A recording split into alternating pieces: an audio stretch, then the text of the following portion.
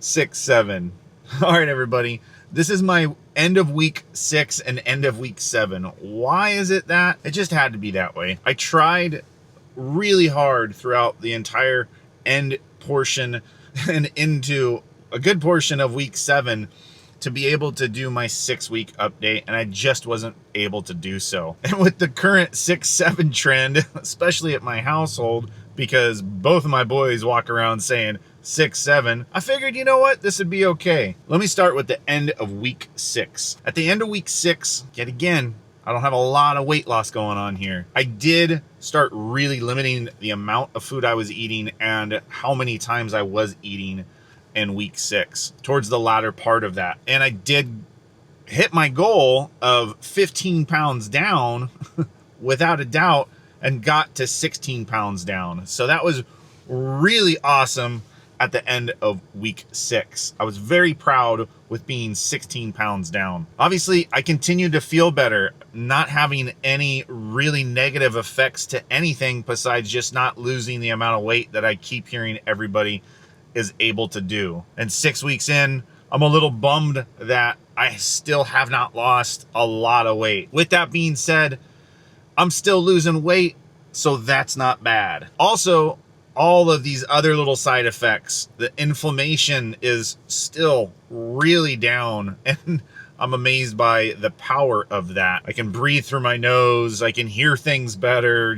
I apparently was really messed up in my head, and I didn't even know that when it came to my sinuses. No more pains there still, right where my sinuses used to be very painful. Never knew why. Doctor said, hey, it's that time of the year, it's allergy season, and it just seemed to be the allergy season was all year long. And I never really had allergies that I knew of. I did, but it just affected me a little bit different than it does everybody else. I think I'm really past that point of crazy muscle cramps, definitely headaches and things like that, unless it was self-inflicted. And I did have a really good friend. She just turned 50, so I went to her birthday party and I drank a bunch, which I know you're not supposed to do on really any diet, but I did on here. That might have contributed a little bit to the lack of weight loss, but I felt great and recovered pretty quick. So I'm gonna chalk off week 6 as still an improvement, and it was still a step forward. I didn't go back any, which is always good. Week 7. So week 7, yet again, not a lot of crazy weight loss going on there.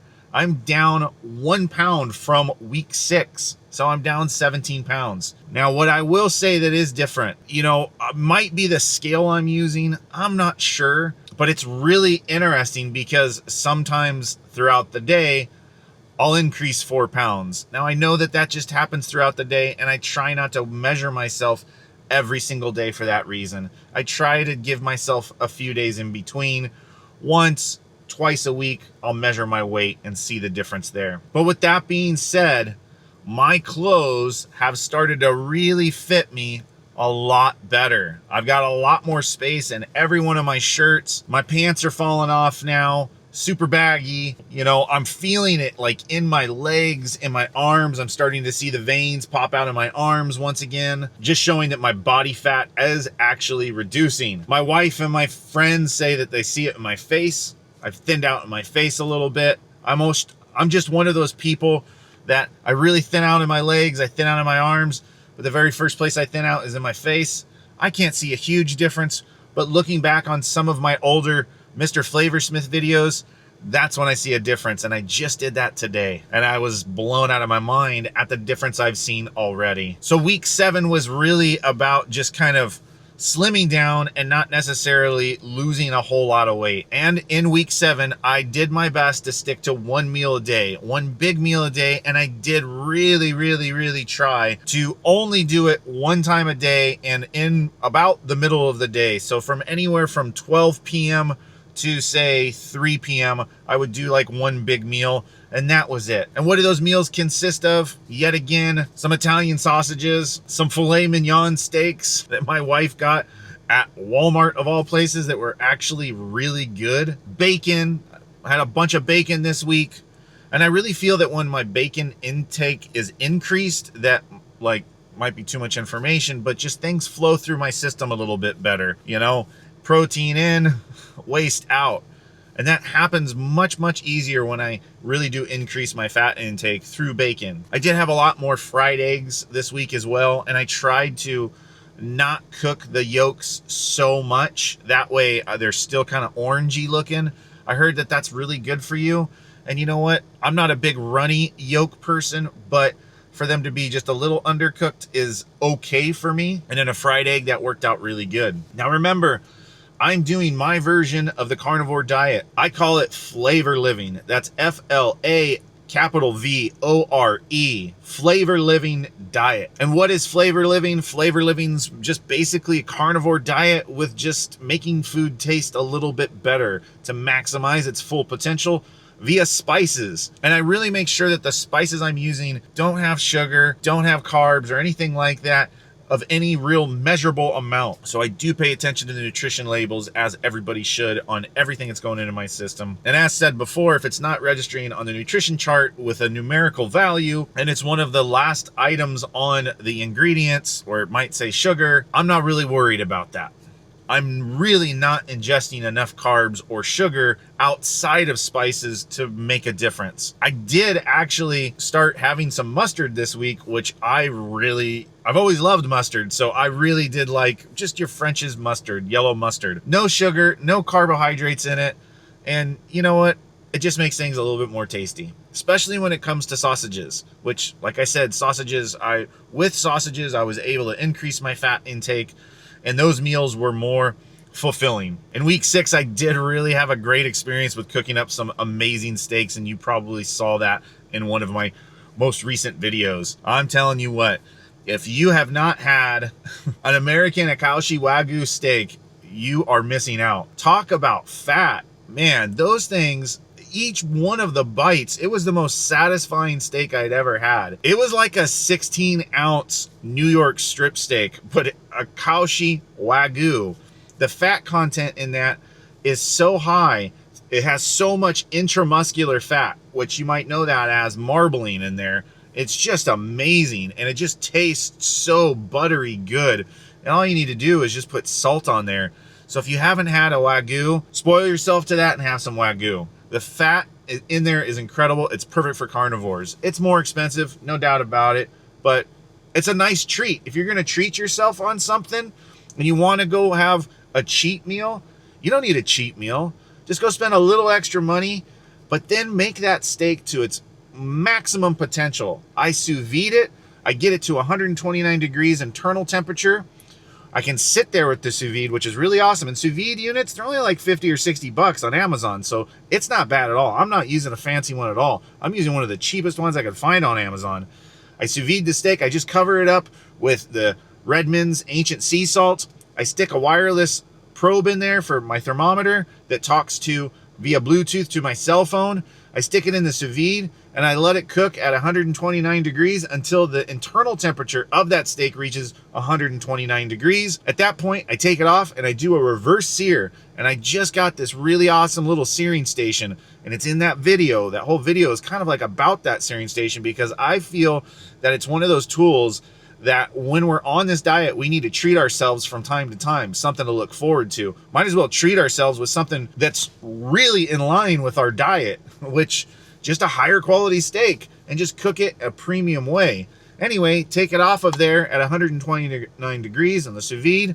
I damp it dry, and then I stick it directly in at 1550 degrees on the searing station for about 45 seconds on each side. The Maillard reaction happens where amino acids and reducing sugars combine together, creating a chemical reaction that gives you that nice caramel looking sear to the surface of the steak. And it just gives you that mouth-watering, delicious flavor. And with an Akaushi Wagyu, oh my gosh, mind-blowing awesome. If you haven't tried it, try it. Doesn't necessarily need an Akaushi Wagyu. Any Wagyu will probably do. But to do a reverse sear on it at like over 1500 degrees real quick, you get just, it's an amazing experience. But it will mess up your steak night for you and your significant other when you go do steak night somewhere else. That's kind of it for week 7, 17 pounds down. You know, my allergy thing, everything like that. My nose is amazing. The inflammation, still awesome. And I've been doing a lot more physical activity just with my videos on my other channel, my back normally hurts me and puts me down for like a day or two, but I haven't had that. Yes, I'm in pain as I'm doing it. I'm in pain just shortly after, but it doesn't, by the time I'm done at the end of the day, the pain is gone. I sleep good. I mean, I just can't say enough about where I'm at on all the other side effects of this diet besides weight loss, which hasn't been extreme for me. All of the other things are just so beneficial. My wife just last night was saying, you know, it's crazy you haven't lost as much weight as everybody else does, because I see it. You're not cheating. You're not eating carbs. You're not eating sugar. You're just not losing a ton of weight, and you have a lot to lose. Is this diet worth it? And I told her, I said, babe, I might not be losing that crazy amount of weight. Everybody's different. Everybody's body's going to react different. It's not always the same for everybody. But all of these other beneficial side effects that have happened to me, I can't even imagine going back to eating carbs and sugar. And why, honestly, why would you? I'm not out there preaching the carnivore diet to my friends and my family or anything. I tell you what has been hard, though, is to see some of my family and some of my friends struggling with different dietary issues. And I know they're dietary because they're in their digestive issues, their skin issues. It's all these things that are cured on carnivore. It's been very, very hard for me to hold my tongue. And they don't even really know about my channel, nor do they care. You know, here's one of the things I've noticed, that with people going on carnivore, and once you're into it and you realize all of the benefits, you want to share that with everybody. And I gotta tell you, I don't know if it's the best idea. I'm sharing it with you guys because YouTube will direct the interest, this video, to other people that have the similar interest. So I feel when I share it on here, it's going to get to people that really care, that really want to hear my story on this, because maybe they'll relate with it. Unfortunately, your friends and your family, they don't want to hear anything. So that's the biggest thing, is to hold your tongue. That's been hard for me, and it seems to get harder and harder with me because I keep seeing everybody having all these issues, especially my friends and my family. We're getting older now, and I'm like, you know, if you just went carnivore, you wouldn't have that issue, but I don't want to be that person. If you can figure out a way, once you start to see all of these different benefits, and if you can figure out a way to softly influence your family or your friend or something and just be like, hey, I know you're having that issue with that. If they bring it up, be like, did you know this? Just check out this person. And there's a Dr. Barry. I always refer everybody over to Dr. Barry on YouTube, because he's a guy that's really living that carnivore life, you know, and has been for a sustained period of time. He knows what he's talking about, and he comes from a more of a medical background on how to explain why the carnivore diet is beneficial for certain ailments and things like that. I can't do that. I'm not a doctor, and I don't have that many ailments. Well, anyway, I hope you're getting value out of it. I'm super stoked with week 7, 6, 7 so far. It's been awesome, and I'm really at the end of my week 7 right now today. So I will be starting week 8 tomorrow. I think by week 10, I'll start seeing some more like substantial weight loss again. But like I said, I'm loving it right now. I'm feeling healthy. I'm feeling young. Libido's awesome. I mean, like everything is just kind of win-win.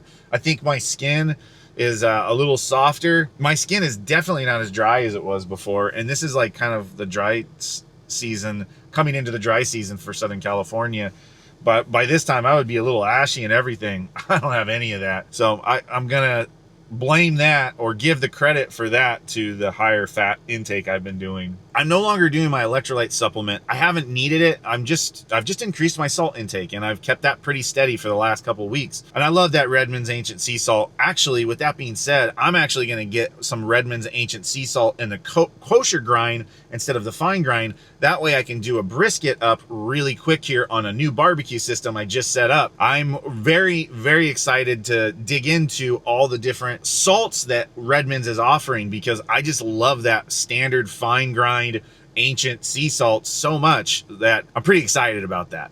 And they have some other like little different flavors that go with that as well. So I just figure I'll give those a shot too. But the kosher salt, that little bit bigger of a grind on there, that should be something really interesting. So I think when I'm applying that to meats and things like that, that I'm going to be putting in my smoker and all of that, That just makes more sense. The fine stuff, it just will disintegrate too quick into the meat, which is fine, but it starts pulling out the moisture of the meat a little too quick. But if you're gonna just do a reverse sear, throw that stuff on there and you're good to go. Anyway, I hope you got value out of my 6-7 week update. I'm pretty stoked about where I'm at. I'm really excited about the future and what this whole carnivore diet life brings to me in the future. I hope you're getting value out of these videos. And if you are, please do me a huge favor. The support helps me out a tremendous amount. It's really easy for you to do. Just like the video, comment where you're at in your journey. That helps the algorithm out as well. And then please subscribe to the channel. That really helps me. My dream for everything is to get fit, stay fit, and live a life that allows me to spend more time with my children. And this channel and my other channels, that's allowing me to do that. I really appreciate your support on everything. I promise I'll continue to update you with everything going on. And I'll share with you videos on different carnivore cooking methods and things like that. You guys mean the world to me. Hope you're living a healthy life as well. See you on the next one.